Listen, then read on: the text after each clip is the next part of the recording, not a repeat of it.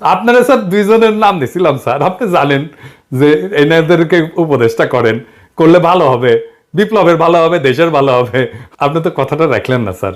যাই হোক, আমি কলে সবার আমল নামা এক এক করে কয়ে দিতে পারি যাদেরকে উপদেষ্টা বানাইছেন, কমু কিন্তু আজকে কইলাম না, কিন্তু পরে কমু।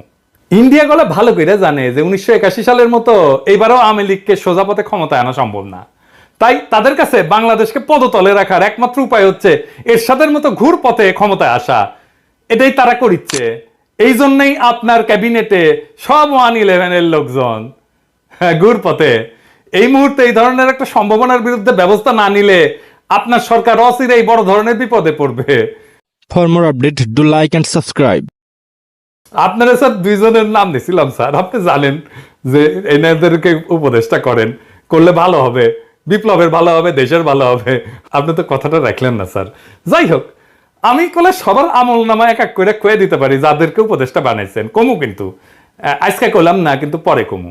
ইন্ডিয়া গলে ভালো করে জানে যে 1981 সালের মতো এইবারও আওয়ামী লীগকে সোজা পথে ক্ষমতায় আনা সম্ভব না।